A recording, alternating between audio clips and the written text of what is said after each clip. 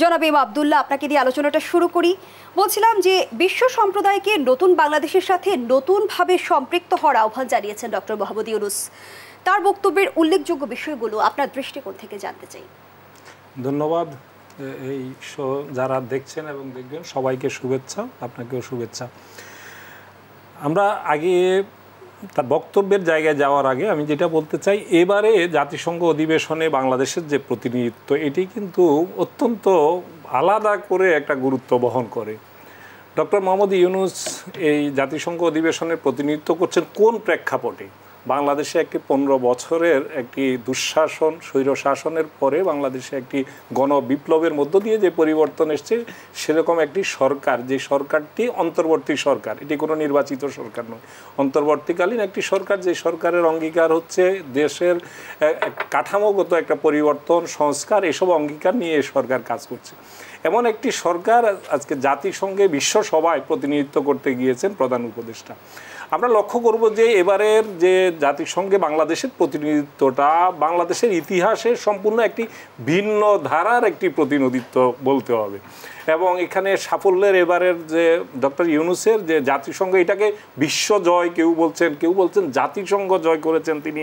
সত্যিকার অর্থেই আমরা যদি তার মাত্র 4 দিনের একটি সফর, এবং এই সফরের সময় যুক্তরাষ্ট্রের প্রেসিডেন্টের সাথে তার বসা, কানাডার প্রধানমন্ত্রীর সাথে, সেখানে তাদের যে দুইজনের যে বডি ল্যাঙ্গুয়েজ এবং সেই সাক্ষাতের সময় যে আন্তরিকতা, হৃদ্যতার জায়গাগুলো, এবং দুজনের বক্তব্য এবং আশাবাদ ভবিষ্যৎ সম্পর্কের যে আশাবাদের জায়গাগুলো, এবং বাংলাদেশের পাশে দাঁড়ানোর যে একটা দৃঢ় অঙ্গীকার যুক্তরাষ্ট্রের পক্ষ থেকে প্রকাশ করা হয়েছে। এর পাশাপাশি তিনি বিশ্বব্যাংকের প্রধান, IMF প্রধান থেকে শুরু করে বিভিন্ন সমস্ত প্রধানদের সাথে, এবং প্রত্যেকটি সবাই কিন্তু অত্যন্ত আশাব্যঞ্জক এবং ফলপ্রসূ একটা বৈঠক হিসেবে আমরা দেখতে পারি।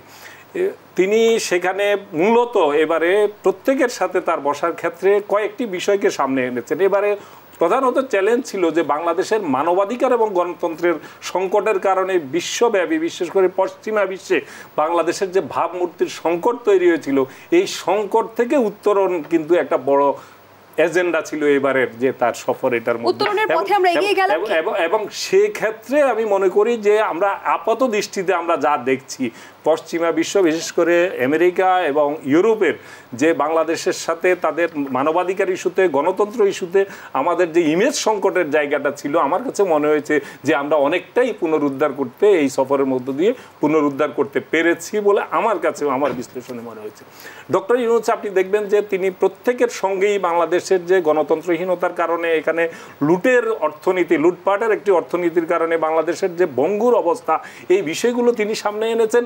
এবং প্রত্যেকটি রাষ্ট্র এবং সংস্থাই বাংলাদেশের জন্য উদারভাবে বাংলাদেশের পাশে থাকার অঙ্গীকার ব্যক্ত করেছে, এবং তাদের মধ্যে উৎসাহের জায়গাটা আমরা এত বেশি লক্ষ্য করেছি, যেটা আমাদেরকে খুবই আশাবাদী করে। আমি ব্যক্তিগতভাবে খুবই আশাবাদী।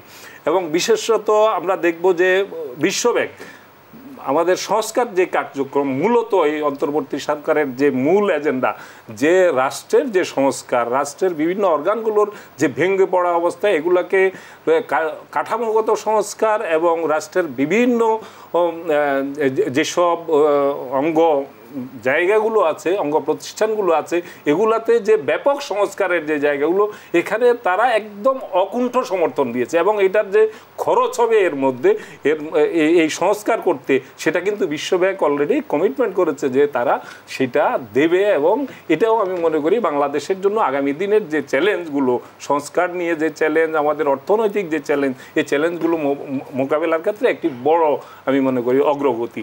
এবং তার ভাষণের কথা যদি আমি বলি, তিনি মূলত বাংলাদেশে যে জুলাই এবং আগস্টের যে অভ্যুত্থান, এই অভ্যুত্থানটা কোন প্রেক্ষাপটে হয়েছে এবং সেই প্রেক্ষাপট কিভাবে তৈরি হলো, এই বিষয়গুলো কারা কিভাবে এই অভ্যুত্থানের সাথে, এই গণবিপ্লবের সাথে সম্পৃক্ত হয়েছে, এবং সেটা যেভাবে সফল হলো, এই সাফল্যের নানা দিক তিনি তুলে ধরেছেন। একই সঙ্গে বৈশ্বিকভাবে যেসব সংকট আছে, যেমনটি আপনি বলছিলেন, সেগুলোকে উনি যথার্থভাবেই সেখানে অ্যাড্রেস করেছেন। এবং আমি দেখেছি তার বক্তব্যের সময় তুমুল হর্ষধ্বনি এবং করতালির মাধ্যমে বিশ্ব নেতারা সেটাকে সাধুবাদ জানিয়েছেন। এটা বাংলাদেশের জন্য আমি মনে করি একটা বড় প্রাপ্তি এবং সেই জায়গাটাতে আমাদের আগামী দিনে এই যে ডক্টর ইউনূসের মাত্র 4 দিনের এই সফরটি আগামী দিনের বাংলাদেশের জন্য অত্যন্ত ইতিবাচক একটি ফল বয়ে আনবে বলে আমি বিশ্বাস করি।